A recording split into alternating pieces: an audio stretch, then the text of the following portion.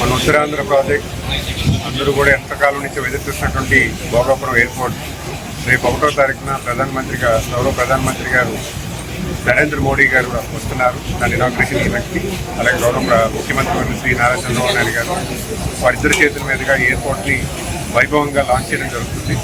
ప్రధానంగా ఈ ప్రాంతానికి ఖచ్చితంగా ఎయిర్పోర్ట్ అనేది ఉండాలి, ఒక సుదీర్ఘమైనటువంటి అభివృద్ధి కలవర్చాలని అప్పుడు మా విజయనగరం నాయకులు సివిలేషన్ మంత్రిగా వ్యవహరిస్తున్న శ్రీ పూసపాటి అశోక్ గజపతిరాజు గారు ఈ ప్రాంతంలో అప్పుడు ఫౌండేషన్ స్టోన్ వేసి ఈ ప్రాంతానికి కావాల్సిన ఎయిర్పోర్ట్కి అన్ని వేళలా అన్ని అప్రూవల్స్ పెట్టడం జరిగింది.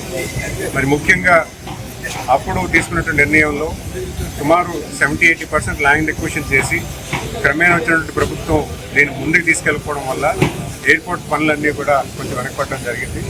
అయితే ఈరోజు ఈ కూటమి ప్రభుత్వం వచ్చిన తర్వాత మళ్ళీ గౌరవ ముఖ్యమంత్రి గారు ప్రధానమంత్రి గారితో మాట్లాడి మన ప్రీతం నాయకులు మరి శ్రీకాకుళం పార్లమెంటరీ సభ్యులు మరి సివిలేషన్ మంత్రివర్యులు శ్రీ కింజరపు రామ్మోహన్ నాయుడు గారు కూడా పెద్ద బాధ్యత తీసుకొని ఎప్పటికప్పుడు గౌరవ ముఖ్యమంత్రి గారి సూచన సలహాలు తీసుకొని ఈ ప్రాంత అభివృద్ధికి కలవలసినటువంటి ఎయిర్పోర్ట్ని ప్రతి నెల వచ్చి మానిటర్ చేసుకొని పనులన్నీ కూడా వేగవంతం చేయడంతో పాటు కావాల్సిన అప్రూవల్స్ని కూడా వేగవంతం చేయడం జరిగింది. మరి ఆయన పర్యవేక్షణలో ఇక్కడ ఉన్నటువంటి జిఎంఆర్ గారు కూడా మన ప్రపంచం అంతా నాకు ఎయిర్పోర్ట్లు ఉన్నాయి, మరి నా సొంత ప్రాంతమైనటువంటి ఉత్తరాంధ్రలో కూడా సుందరమైనటువంటి ఎయిర్పోర్ట్ కావాలన్న ఆలోచనతో అతి సుందరంగా ఎయిర్పోర్ట్ నిర్మాణం చేయడం జరిగింది.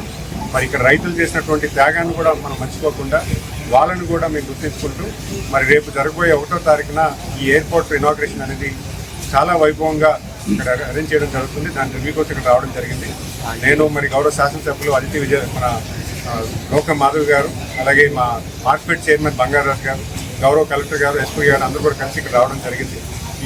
ఇక్కడ ఈ ఈవెంట్లో సుమారు 2 లక్షల మందితో ఇక్కడ ఈ ప్రాంగణంలో బహిరంగ మహాసభ కింద పెట్టి ఈ ఇనాగ్రేషన్ని ప్రపంచం అంతా కూడా ఈ వైపు తీసుకెళ్లేలాగా ఈ ఈవెంట్ పెట్టడం జరుగుతుంది. ఉత్తరాంధ్ర ప్రజానికి అందరినీ కూడా దీనిలో పార్టిసిపేట్ చేయమని అందరూ కూడా కోరుకుంటూ ధన్యవాదాలు తెలియజేస్తున్నాను.